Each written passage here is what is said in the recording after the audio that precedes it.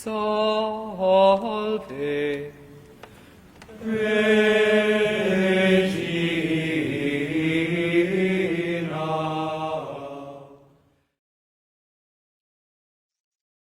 Bienvenidos a la sesión número 11 sobre el espíritu de la Eucaristía.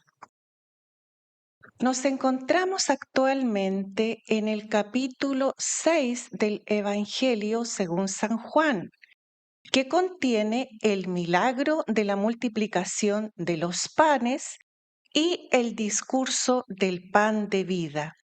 Textos que son fundamento para nuestra comprensión de la misa, ya que la multiplicación de los panes es un signo evidentemente eucarístico y porque el discurso del pan de vida contiene las palabras más aclaratorias del Evangelio sobre la Eucaristía.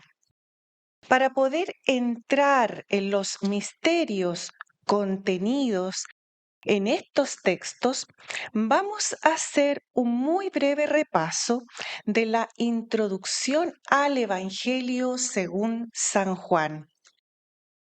Decíamos que desde Ireneo de Lyon, por allá por el año 200 después de Cristo, la tradición reconoce unánimemente a Juan, el discípulo amado, el Zebedeo, como el autor del cuarto evangelio.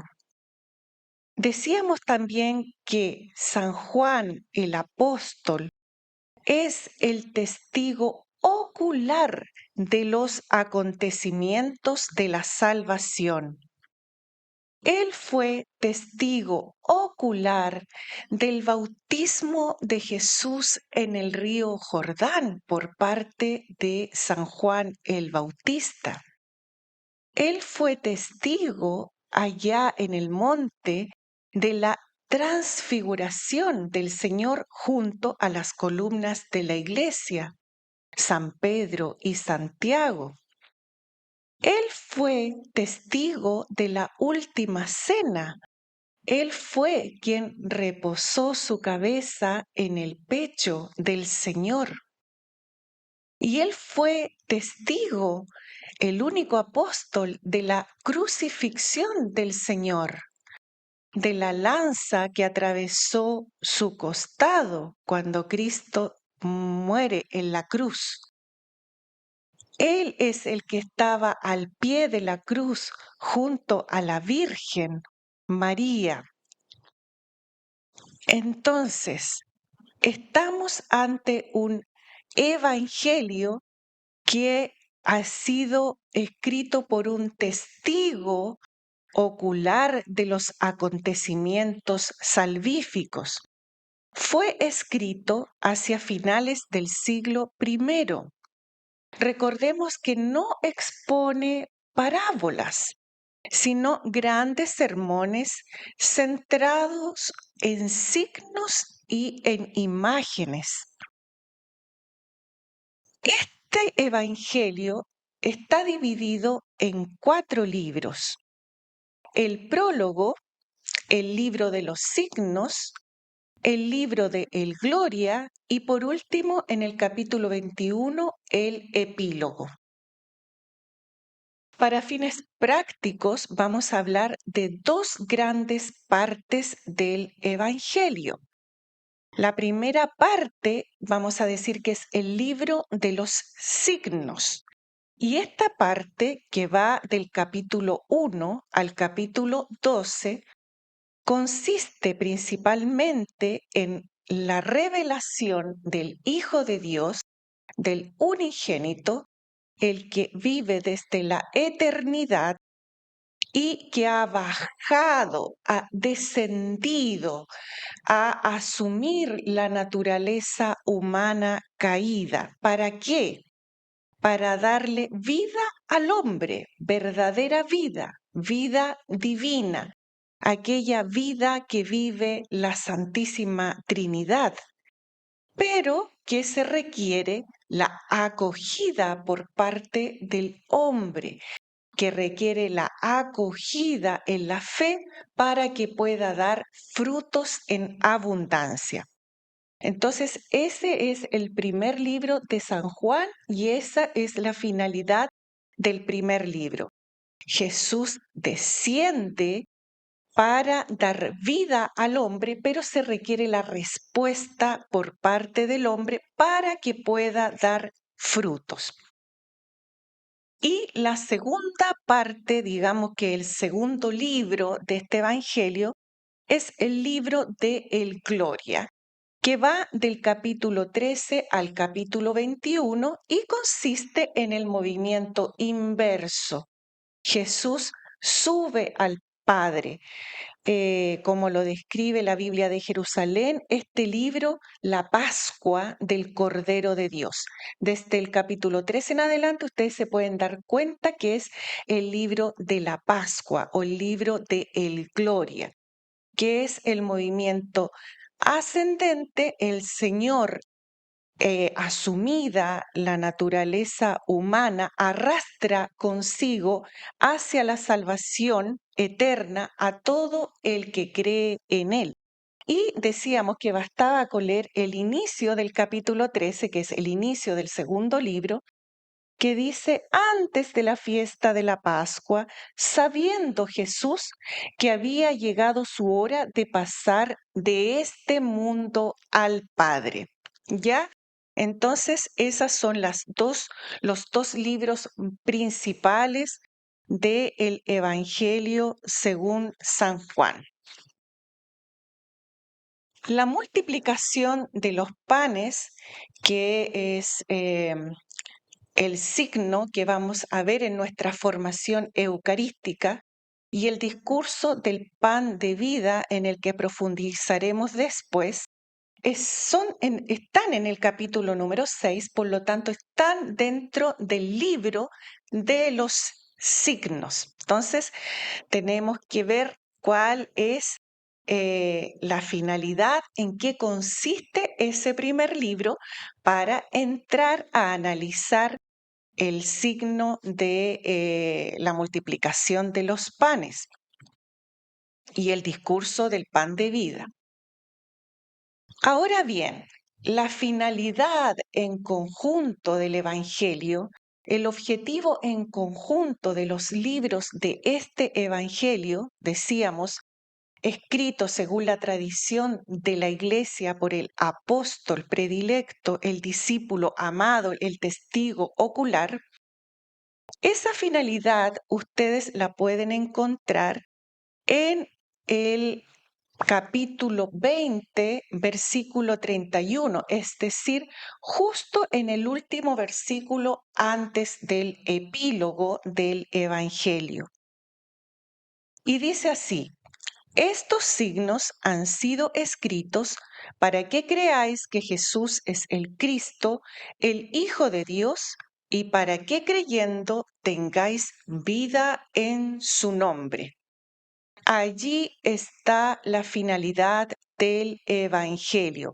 A través de los signos contados, de toda esta simbología, estas imágenes, se transmite la revelación de Jesús como Cristo, como el Hijo de Dios, y esa manifestación está orientada a ser acogida en la fe para de esta manera poder participar de esta vida divina, de la vida eterna ya hoy. Esta finalidad que encontramos justo antes del epílogo ya se deja atisbar en el prólogo de San Juan. Si ustedes van a leer el prólogo en el capítulo 1, versículo 11, dice que la luz verdadera que ilumina, es decir, como ha dicho ya en los versículos anteriores, el verbo que se ha hecho carne, por lo tanto, la luz verdadera que viene a arrancar las tinieblas del pecado, ya al venir a este mundo a todo hombre, viene para iluminar, para dar vida, para arrancar de la esclavitud del pecado, y sin embargo, hay dos tipos de actitudes. ¿Cuántos no la recibieron? Y aquellos a quienes al acogerla se les dio el poseer una vida nueva, llegando a ser hijos de Dios. Entonces se describe ya en el prólogo que va a haber una actitud de desprecio, de indiferencia, pero también va a haber una actitud por parte de los menos, lamentablemente, de rechazo, de desprecio, de no acogida de la luz, de la gracia de Dios. Entonces, esto es entre el versículo 31 del capítulo 20 y el prólogo de San Juan, está contenido la gran finalidad del Evangelio. Por último, la revelación de Jesús en el libro de los signos en San Juan alcanza un punto culminante, es decir, el punto más alto de la revelación está en San Juan capítulo 6, versículo 51, en el final del discurso del pan de vida que vamos a ver en profundidad. Allí está el punto más alto de la revelación, pero también encontramos el punto más alto de la acogida en la fe por parte del hombre. Vamos a ver. El punto más alto de la revelación de Jesucristo es: yo soy el pan vivo bajado del cielo. Si uno come de este pan, vivirá para siempre. Y el pan que yo le daré es mi carne por la vida del mundo.